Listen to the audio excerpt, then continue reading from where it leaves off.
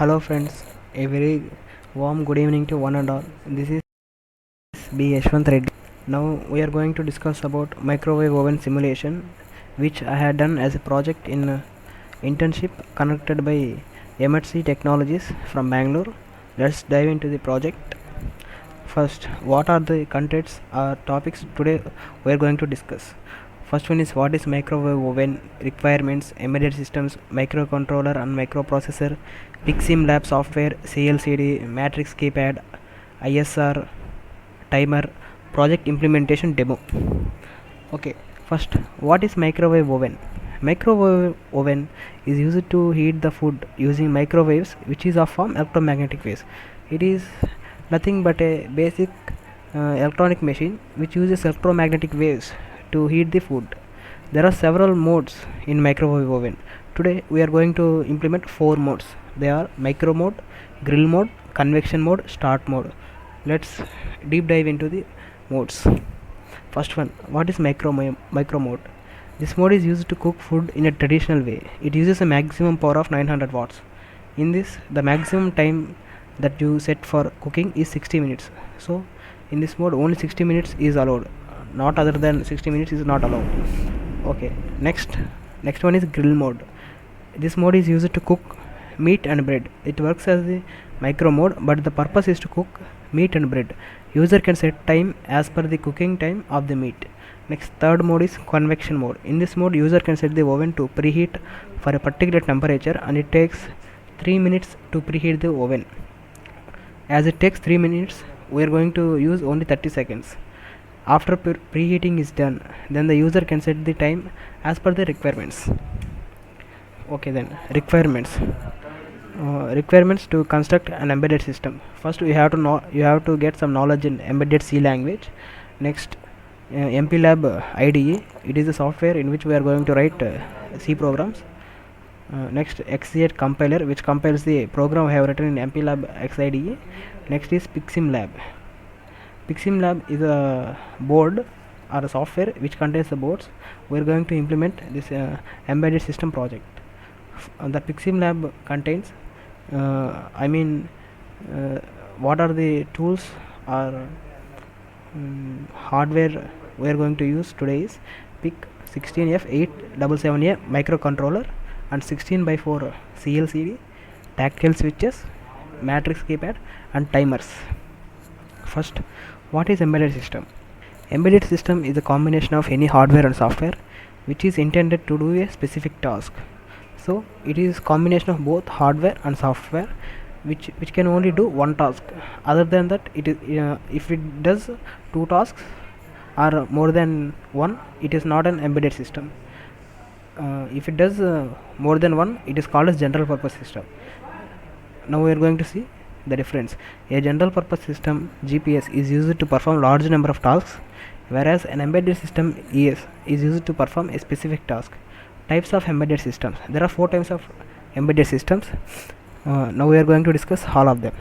First, standalone systems. In standalone systems, there are two types: slave system and master system. Master system is also called as independent system.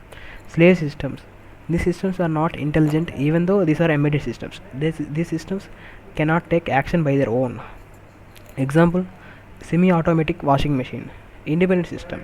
This system can take action by their own. Example: Google car, driverless car. Next, real-time system. These systems are time-bound systems which will take action on a specific time. Failures in this system are not acceptable. For example, these are divided into again three types. They are hard real-time systems, firm real-time systems, soft real-time systems.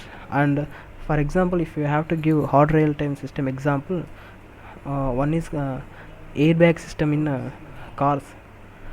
Next is network systems. The systems which are connected to the network, like home security system or modems, routers, etc. Mobile system. The system which are movable are called mobile systems. Example: robots. Next, components of an embedded system.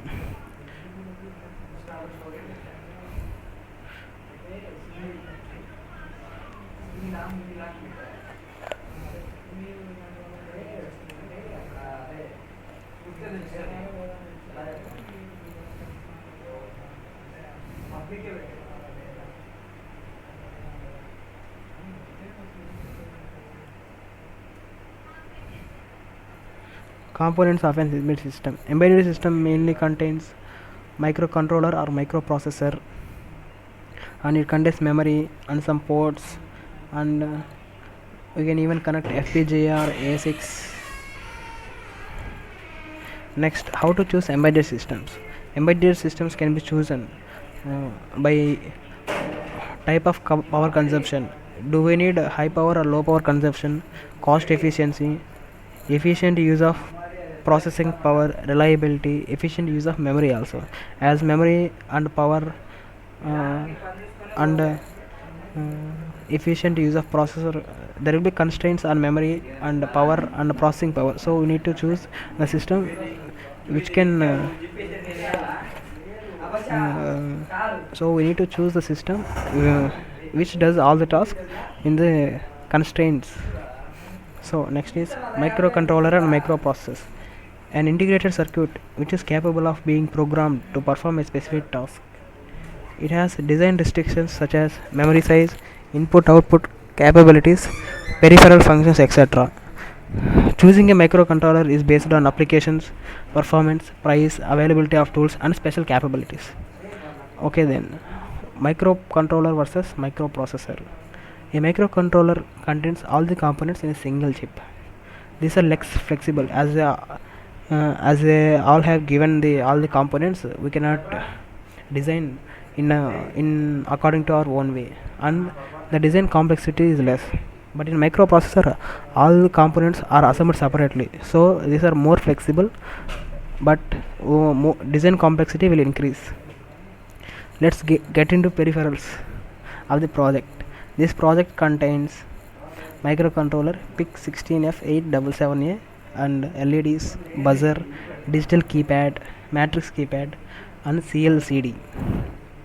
Next, what is CLCD? CLCD is character liquid crystal display. In PiximLab, there are two types of displays: 16 by 2 display and 16 by 4 display. In 16 by 2 display, there will be two lines, and in each line there will be 16 characters. Same applies to the 16 by 4, except it will contain 4 lines. It displays the ASCII characters and some special characters too, like exclamatory mark and etc. It is most commonly used display in embedded systems. There are two types of communication modes: 4-bit mode and 8-bit mode. Next, tactile switches. Tactile switch is a switch whose operation is perceptible by touch, which means it will give some touch response when it is pushed. This switch is used to select the mode of operation and to enter the temperature and to enter the time in our project. This switch will produce a bouncing effect when a switch is pressed. Next,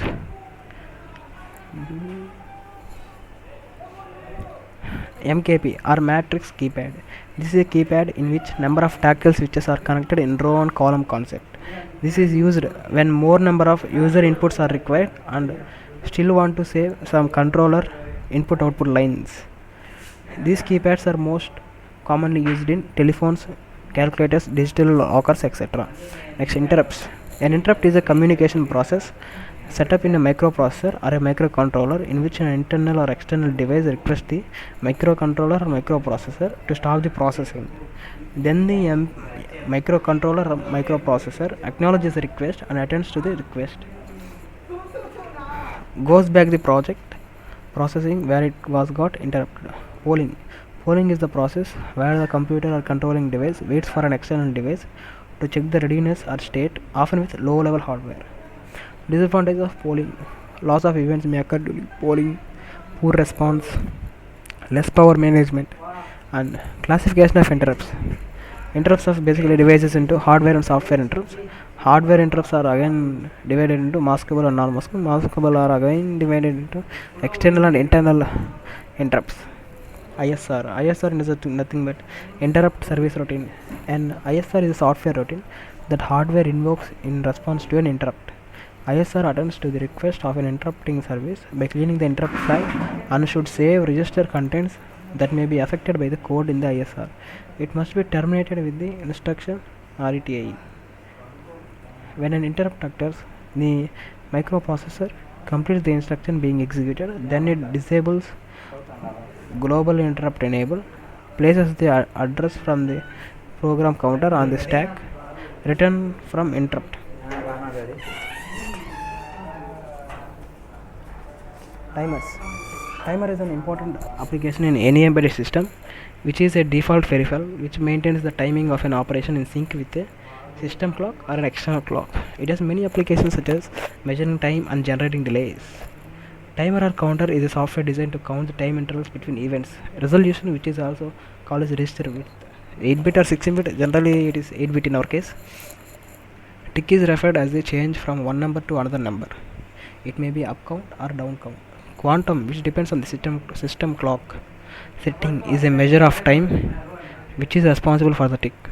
Scale may be pre-scalar or post-scalar, maybe 1:1, 1:8, 1:16, 1:32, etc. Modes of timers are counter, pulse width modulation, or pulse generate, etc. Let's see the project demonstration, which is generally conducted in PixSim Lab. Now I will reload the hex file.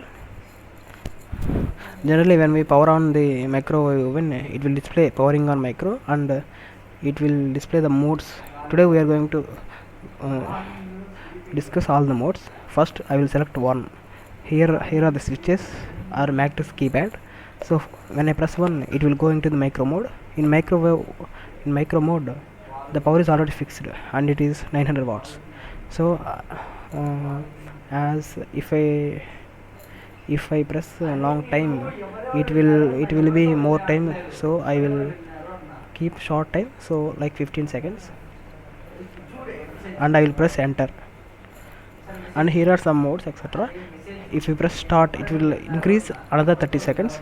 If I press 5, it will pause. You can see the fan is pausing. Now after completing, the buzzer will show. Okay, let's once again watch the micro mode. First, when I press 1, it will show the power is equal to 900 watts, which is predefined. Next, I will keep 20 seconds for heating, and I will enter. There is one option called 5 for pausing. So if I press 5, it will stop. See, you can see the fan is stopped, which means the microwave oven has stopped. Now we can even put additional food. And if I press 3, it is for opening the door. If I press 3, it will pop in